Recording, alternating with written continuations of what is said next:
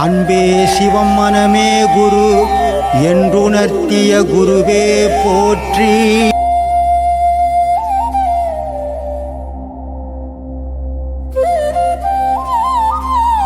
எப்பயுமே உங்களோட இதெல்லாம் கேட்பாங்க, ஆன்மீக இதெல்லாம்.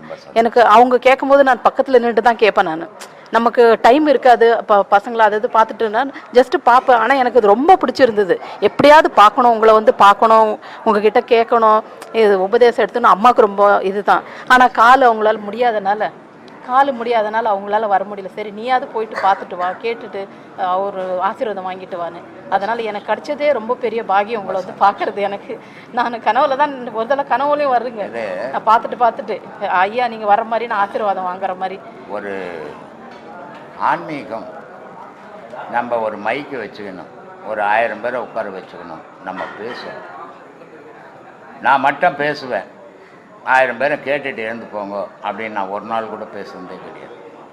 ஆமாங்க ஐயா. ஏன்னா அது மாதிரி நான் பேசுறது என்ன பயன்? அதனால் கரெக்டு. நான் அடிக்கடி சொல்கிறேன், நான் பிறந்ததுக்கு இந்த உலகத்துக்கு ஏதாவது நான் பண்ணணும், அப்போ தான் நான் இந்த பூமியில் வந்ததுக்கு ஒரு அடையாளம் அப்படின்னு நான் சொல்கிறேன். நான் அப்போது நான் பேசுகிற பேச்சு ஏதோ நம்ம 2 பேரும் பேசுகிறோம், நீ ஒரு கேள்வி கேட்குற, நான் ஒரு பதில் சொல்கிறேன். இது அந்த பதில் நான் உனக்கு சொல்கிறதாவும் நீ என்கிட்ட கேள்வி கேட்குறதாவும் இருக்கக்கூடாது. Correct correct. ஆனால் நான் பேசுறது உலகத்துக்கு உபயோகப்படணும். ஒவ்வொரு வார்த்தையும் அடுத்தவங்களுடைய வாழ்க்கையில் இருக்கும். ஒவ்வொரு மனித வாழ்க்கையிலையும் ஒவ்வொரு பிரச்சனைகள் இருக்குது. பிரச்சனை இல்லாத மனித வாழ்வே உலகத்தில் கிடையாது. அவன் பணக்காரனாக இருக்கட்டும், ஏழையாக இருக்கட்டும்.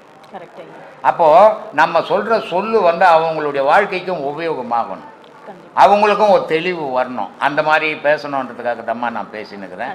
இந்த மாதிரி பேசுறதால கிட்டத்தட்ட 7-8 கோடி பேர் எனக்கு ஃபோன் பண்ணிக்கின்னு பேசிக்கின்னு இருக்கிறாங்க. டெய்லி ராத்திரியில் 12 மணிக்கு வெளிநாடெல்லாம் பகலங்க, ராத்திரியில் தூங்க விட மாட்டுறாங்க, பேசுகிறாங்க. நானும் அதை சலிக்காமல் பேசிக்கின்னு தாங்கிறேன். ஏன்னா எல்லா குருமார்களும் யாரு கூட சோஷியலாக இருக்குன்றது நான் பார்த்ததில்லை. என்னுடைய வயசில் 74 வயசில் ஒரு குருன்னா அவர் ஒரு பெரிய இதில் இருப்பார். அவர் சீடருங்க பார்க்க முடியாது, பேச முடியாது. அவங்க சீடருங்களை தான் பார்க்க முடியும். உபதேசங்கள் சீடருங்க கொடுப்பாங்க. குருவை பார்க்கணுன்னா ஒரு 6 மாதம் டைமிங் வாங்கணும். இப்படிலாம் சொல்கிறாங்க. நான் பண்ணதில்லை அப்படிலாம். நான் நடுரோட்டில் உட்காந்து எடுப்பேன், டீ கடையில்.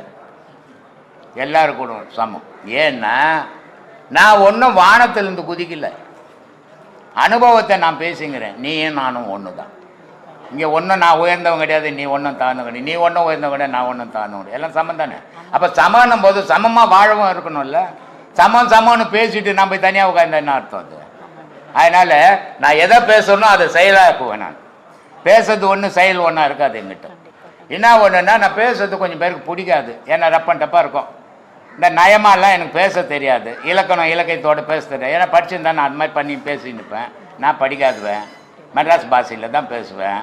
அதனால் சில பேருக்கு அது பிடிக்காது இருக்கும். அதை பற்றி நான் கவலைப்படுறதே கிடையாதுமா. சொல்லுமா.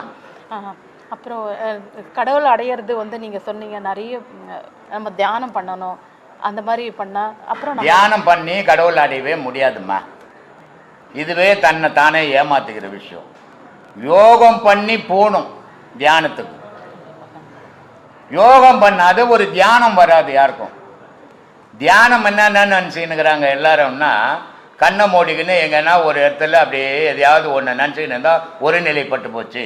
அப்படிதான் நானுமே யோசிச்சேன். நீ அப்படித்தானே யோசிச்ச? நீ மட்டும் நான் உலகமே அப்படித்தான் யோசிச்சுன்னு இருக்குது. சாமி ஏதாவது ஒரு பிந்துவை பார்த்து, ஆமாம், அது எதையான ஒன்று நம்ம புள்ளியை கூட எதிர நிற்க வச்சுட்டு என் புள்ளியன்னு கண்ணை மூடி நினச்சிருந்தா தியானம் தான் அது.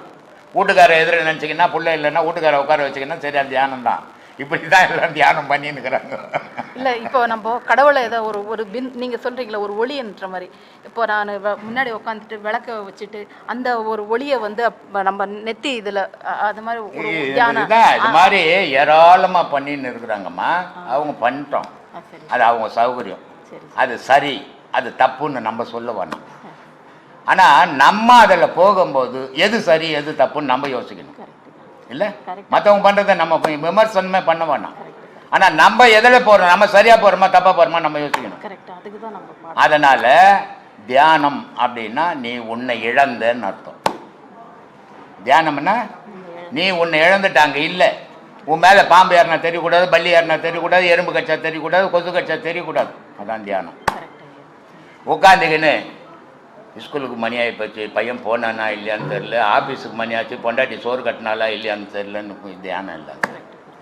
தியானம்னா தன்னை இறைவனுக்கு தானம் தந்தேன், அதான் தியானம். என்ன இறைவனுக்கு கொடுத்துடணும். இதை பாம்பாட்டி ரொம்ப அழகாக சொல்கிறாரு. தியானம்ன்றது எப்படிப்பட்டதுன்னா, அடப்போட பைத்தியக்காரா, உடல் பொருள் ஆவி மூன்றும் தானம் வாங்கி எங்கள் சட்குருன்றான். இந்த 3 கடவுள்கிட்ட போச்சுன்னா உனக்கு என்னாகுது?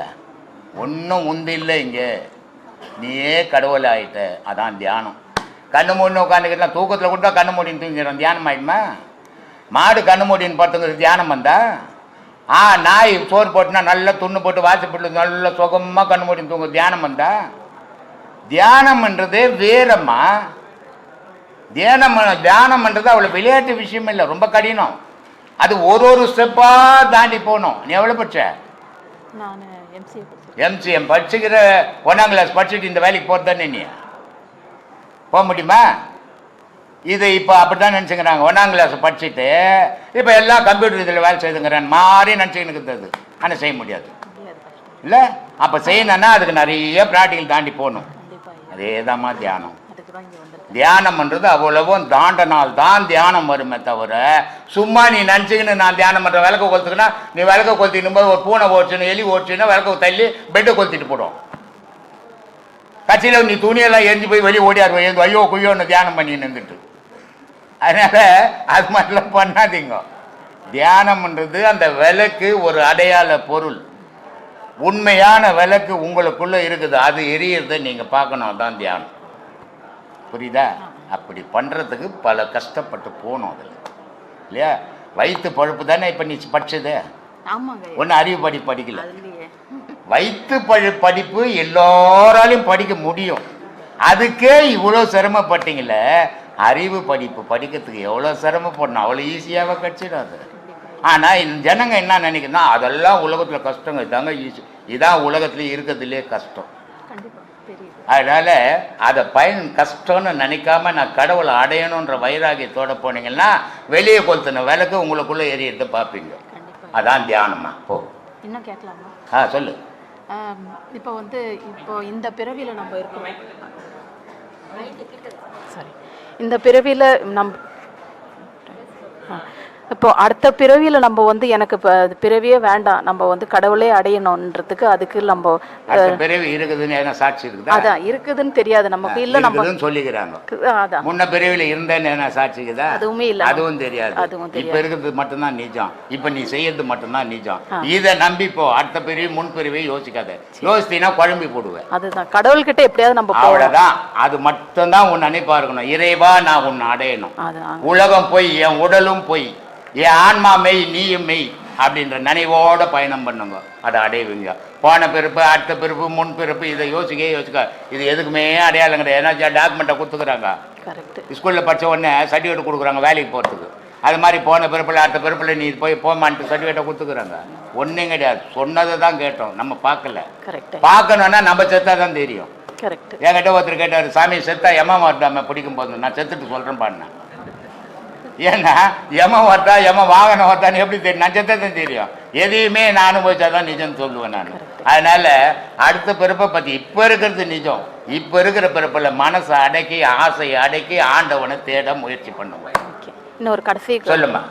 இப்போ செத்தவங்க இப்போ தாத்தா பாட்டிலாம் கனவுல வராங்க. அம்மாவுக்கு அடிக்கடி அவங்களோட அம்மா செத்து இறந்து ஒரு 2 வருஷம் கேட்டு போகிறாங்க. சொத்தெல்லாம் எங்கே வச்சுக்கணும்னு சொன்னாங்களா? இல்லைம்மா, டெய்லி ஆயா வராங்க. துட்டு எங்கே கொடுத்து வச்சுக்கிறாங்க, சொத்து எங்கெங்கே இருக்குதுன்னு சொல்லிட்டு போனோம்மா. கத்தியில் குத்திட்டு செத்து போடுறேன்னு தண்டனை வாங்கி கொடுத்துருவான் சாட்சி சொல்லி. மன பிரம்மை இது. செத்தவன் பிறந்தாச்சு, அவன் வாழ்ந்துன்னுக்கிறான். இங்கே எங்கள் தாத்தா வருது, ஆயா வருது. நான் கூட எங்கள் அப்பா வருவாரான்னு 40 வருஷமாக தேடுறேம்மா, கிடைக்கலம்மா. எங்கள் அப்பாவை தேடி பார்க்குற. ஒரு நாள் கனவுல கூட வரமாட்டான் அந்த ஆள். ஆனால் உங்கள் ஆயா டெய்லி வராங்க பாரு. ஏன்பா?